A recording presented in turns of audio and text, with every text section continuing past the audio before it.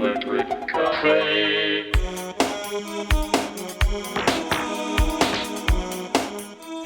Hey everybody, welcome back to Electric Cafe. This video is a review on Estelle Montenegro's latest EP called Superlative, which is coming out on Visage Records. Actually, it just came out yesterday, excuse me. Uh, Estelle Montenegro is an artist named Kenneth Graham from Los Angeles. I've known Kenneth's music for a long time. I first heard a track of his back in 1996. Um, At the time, he was recording with David Alvarado under the name Sunkiss and also Sun Children. And I heard one of his tracks on a mix by Slam. If you guys remember Slam, the Scottish artists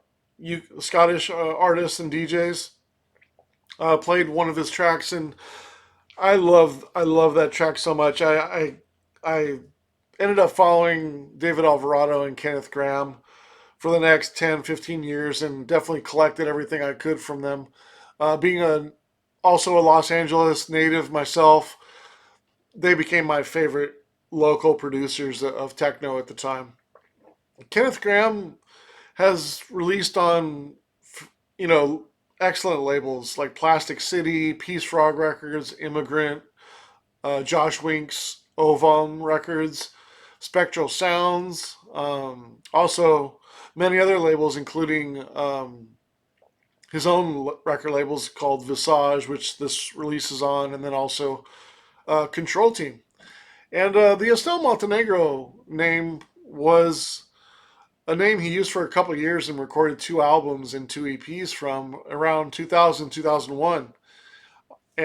On the labels Electrolux and also Phono Elements back in the early 2000s. And so this is Kenneth Graham's first EP in 5 years and his first on his label Visage and the first by Estelle Montenegro in almost 25 years. So really exciting to see him back releasing music.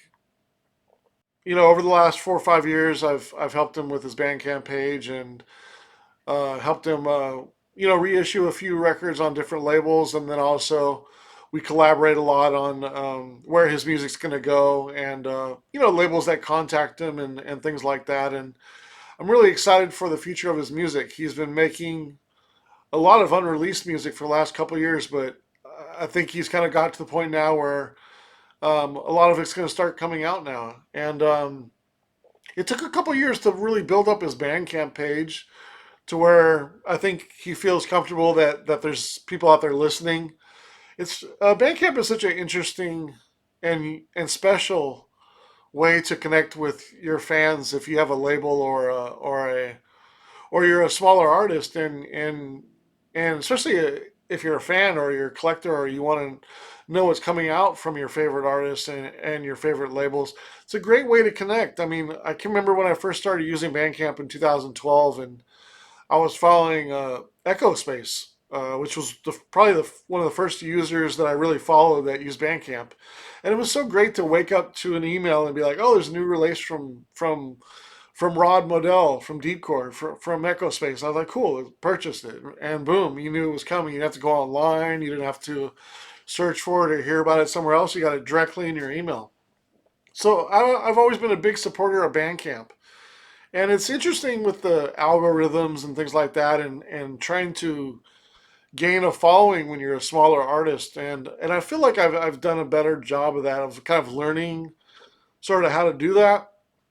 And it's really been thanks to Kenneth Graham and him letting me work with him the last 4 or 5 years on his Bandcamp page and his back catalog and getting his music placed with some of these labels and things like that. It's been a good experience for me, and I'm excited about the future working with Kenneth as well. And he's such an excellent producer. I'm a big fan of his music, and it's really great to see and hear his first EP come out, on his own label. And I really have high hopes for his music coming in the future. But here's we're gonna check out all four tracks of his latest EP, and I'm gonna give it a score, and I won't be nice, and I'll be honest with him and give him my score, and we'll have some fun with this and critique his music, even though I work with him. So That's always a interesting balance. But here's a good example of how I'll be directly. I have no problem being honest, even with somebody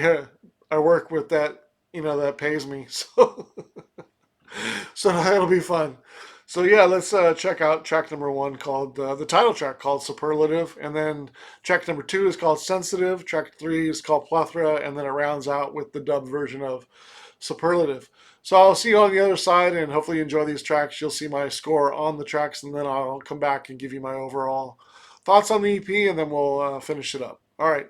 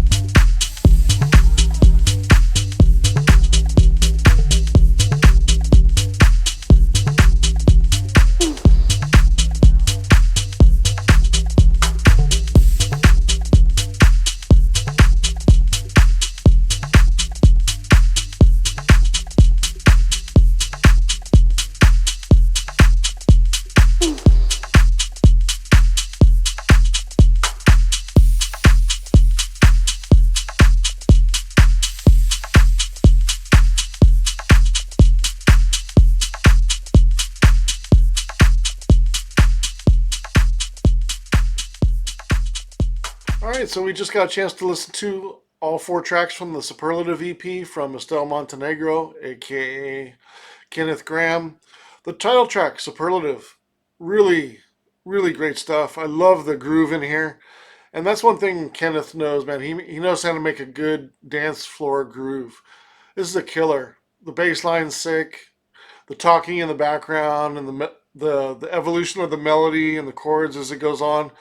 Really, really dynamic track. And even though it's kind of minimal and in a groove, it's got a lot of catchy appeal to it. To many of the sounds in here, and collectively, it's just killer track for sure. I give it a 8.25 stars out of 10. Really strong track, excellent. Track number two called "Sensitive." This is definitely a interesting as the sort of the rhythm takes place and sort of collects itself or builds at the beginning. It's really creative in the groove and the bass line and the melody is really key for the track. And it's the great thing about this track too, and a lot about this EP is it's a lot of fun. There's it's strange that you think of dance music as not being fun, but sometimes when you listen to a lot of techno and stuff like that, and techno can be very serious, and it's cool because it is serious and it can be sci-fi and this and that, but it's fun when you can just hear some fun, well programmed, well, well, just overall good, fun techno music. I mean, this is music you can dance to and have fun, but at the same time, it's a strong production and it's you know music that makes you think, or music that's deep enough to you don't think it's cheesy. As I hate to be so simple about it, but it's great to hear fun dance music. I mean, it's so often that I listen to music that just sometimes you listen to when you get into like underground styles of music, it can become more serious, and I tend to listen to a lot of producers that are very have strong integrity, and they're very much tied to the core of whatever style of music they are, and they do that respectfully because they want to fit in, and not only fit in but also that's the style that they're into, like whether it be dub techno or ambient techno or what have you. It's they like that style of music, so they know the ins and outs of what makes a good ambient techno sound, and they're making a track that fits in really nicely, and that doesn't that doesn't always work. I mean, for the most part, it does, but it can be a little bit stale when you're trying to make a sound instead of just letting it flow. And it's hard to make fun techno that it's also deep enough to listen to driving a car, or sitting at home, or bouncing around in my chair and stuff like. This is fun deep techno, which is cool. I give Sensitive 7.25 stars. Definitely think this is a very good track as well. And then track three, Plethora, I feel like is the underrated track on the album. I think it definitely competes with Superlative as far as the main track on the EP. I love the groove in this one. The melody is very Estelle Montenegro. If you know his work from his previous albums, this has that sort of melody on there. It does sound a little bit Far Eastern sounding, especially like with the wooden sort of percussion instruments, the piano, the great melody. Definitely has sort of like an Eastern, a Far East vibe to it.